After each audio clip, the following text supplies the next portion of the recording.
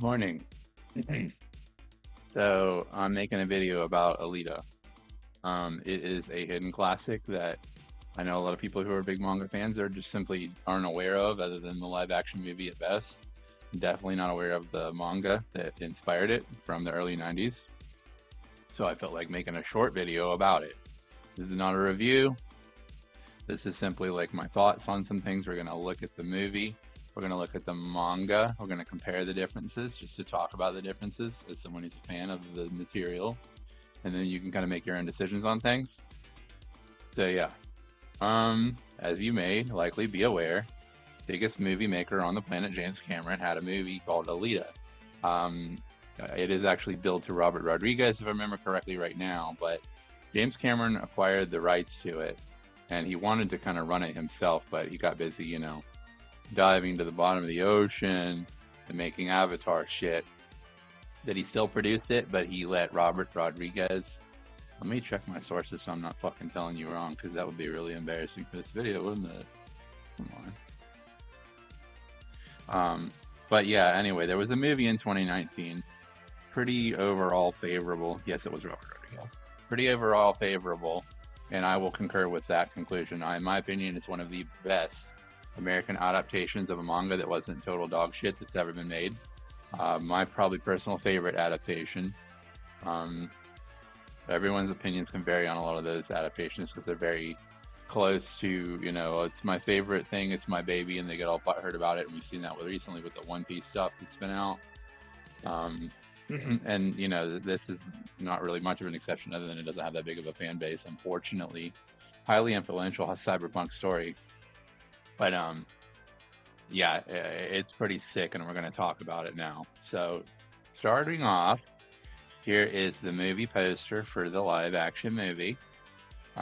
People were originally pretty put off by the big eyes, but I mean that's part of the source material. She has big eyes in the manga. It's just part of her being that robot person that she is. Because this is a story that is about the future, and some people are cyborgs, and which does differentiate from the manga, because the manga has cyborgs and mutants, kind of, sort of, basically.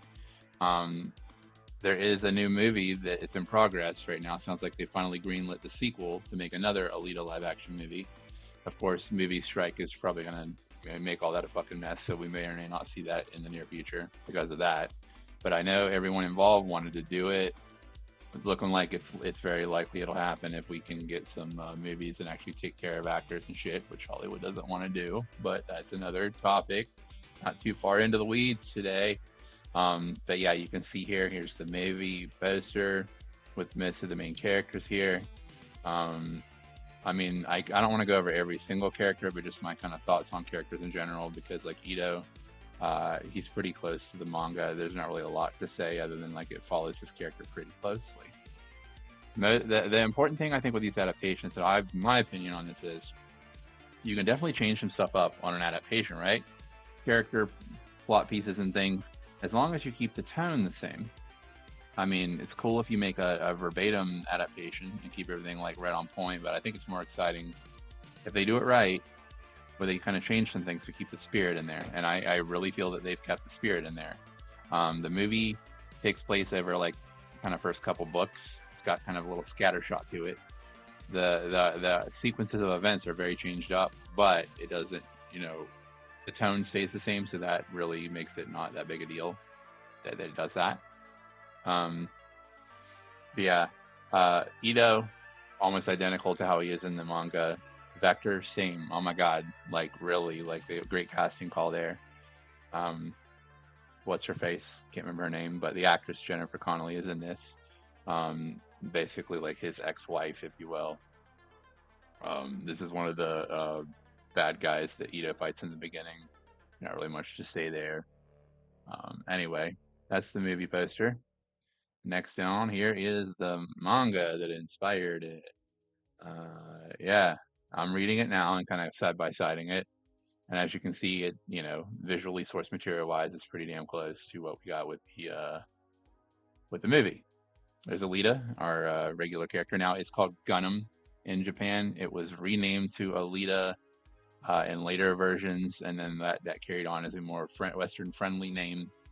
I believe Gundam is this weird mashup of words that means like gun dream or some shit. It's just like Gundam, like a weird name that it had to do with like it didn't really have a way that made sense in the name. It's just how they named shit in Japan. Whatever. Anyway, yeah, it's called Gundam over there originally, and then they changed it to Alita. And yeah, you have several ways to check it out. I'll link in here to go get the DVD if you want to get the DVD. It's like the HD DVD. It's like $7 right now. It's a steal. I'm only not getting it because I have the Blu-ray. The other way you can consume this book is that there is a box set you can get. It's on sale on Amazon for like $100 right now. Pretty much the whole shebang bang. Much more than it was in the movie. The movie only covers like this first book here, and then I think a little bit of the seconds in it. There's a lot more story to be told if they keep adapting.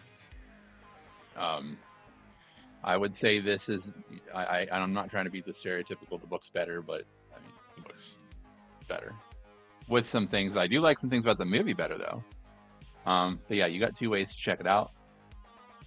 There's that movie, there's your 4K Ultra HD. God, I'm probably gonna get fucking booted because of, what do you call them?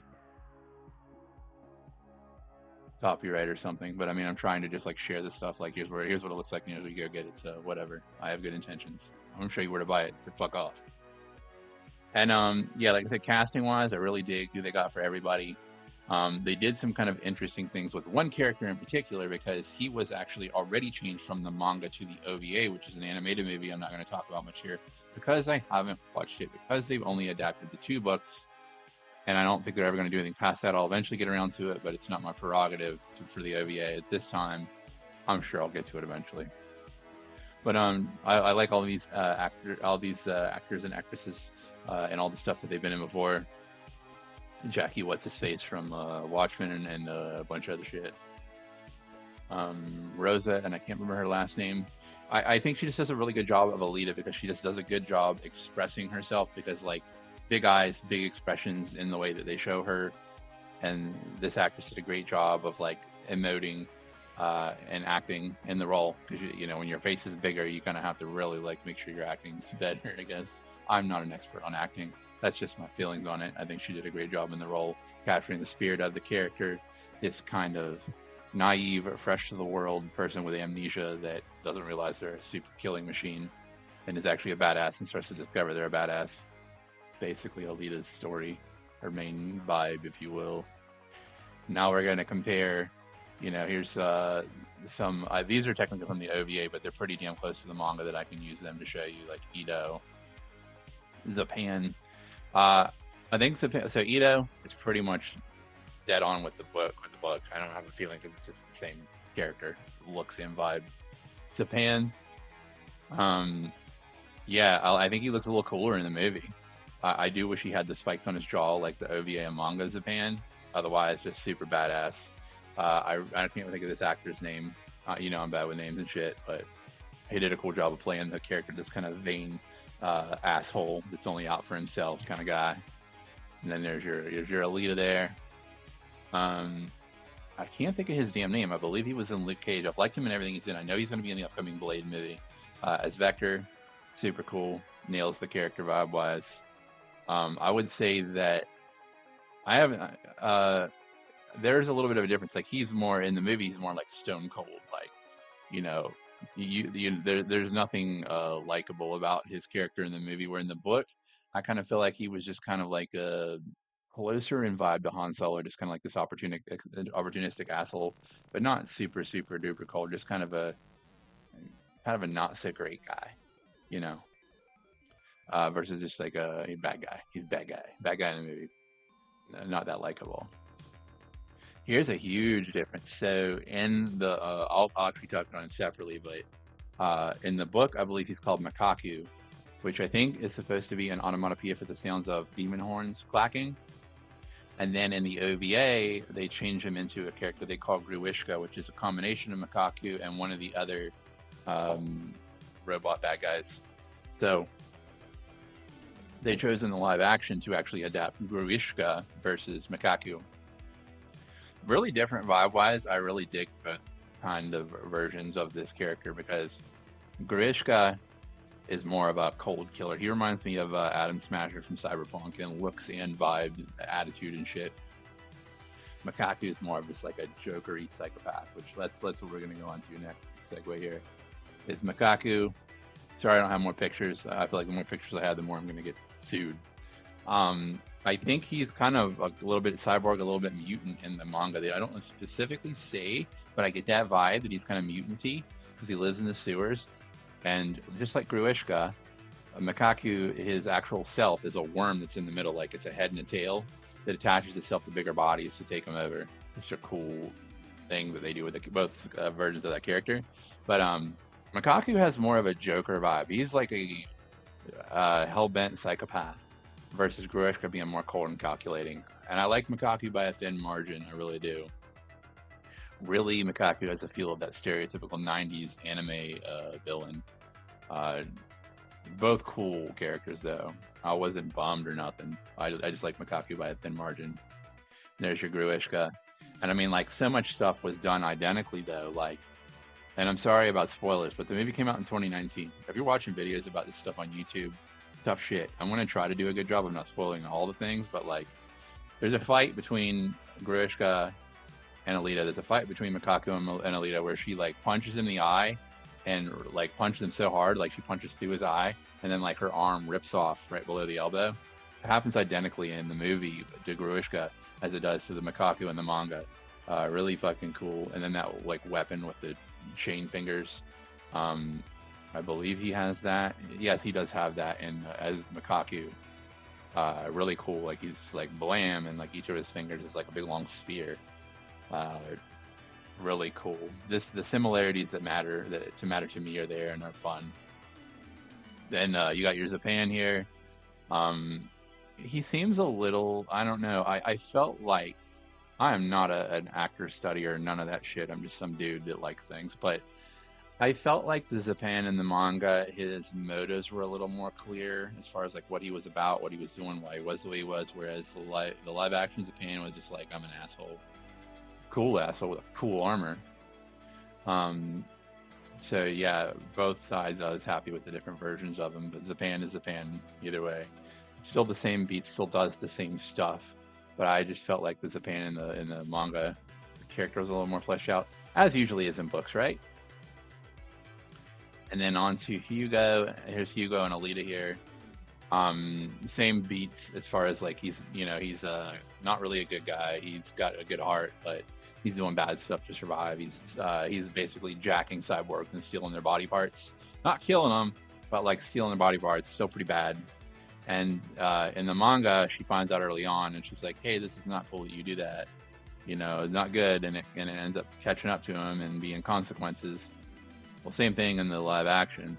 The dude did a good job of playing Hugo. I can't remember the actor's name. Big surprise, right? But in the movie, it's more like later she like finds out like, "Oh, you've been doing this the whole time, you bastard," kind of vibe that they are often do in movies, you know. But it doesn't matter. The spirit's there. The same spirit there is. You know, but she still sees good in his heart and sacrifices for him and stuff. But you'll find that out if you go check out the stuff. Then the rollerball piece of stuff, that's more from book 2. But the rollerball scene is one of the coolest scenes in the entire movie. I like the rollerball mechs a lot better in the movie than in the manga. It's the same vibe of the manga, though. The same thing is going on there. But yeah, and then what else do we have here? Oh, fuck, I think his name's Nova or Destinova. Looks pretty much identical in the movie as the manga, but he only shows up at the very end. Little surprise cameo by Edward Norton as this character. I think it's an uncredited role technically. Yeah, I haven't read far enough to get more into his character, but you know, he shows up at the end and he's still doing the same thing that he does in the manga pretty much. But yeah. So that's that's my thoughts on the manga versus the movie, and both are really badass. So if you don't like reading books, you're perfectly fine checking out the live action movie. Check out the OVA too. I have friends that have watched it who really liked it, so it's cool too. I just haven't personally watched it, so I can't speak on it like my friends can. There's not really any like bad stuff in here that's not worth checking out. Yeah. So cool on both fronts. I might make more videos as I continue to read through because I'm about to start 2 out of the 5 books. There's a lot of mysteries that have to be uncovered, as my favorite stories like Dorohedoro and those things where you have mysteries that unfold over time. I know some mysteries have to unfold, like what's actually going on up in Zalem. I thought I had pictures of Zalem to show you. Fuck, I did. Okay. Uh, the other thing is the main kind of theme in Alita is you have the haves and have-nots essentially. Like 300 years ago, there was a big war. We had super technology stuff, and everything got destroyed except for this one floating city, Zalem, and all the rich haves live here, and then the have-nots live on the ground, and they live literally off the scraps that dump out of Zalem. That's the theme. You don't really know what's actually going on in Zalem yet.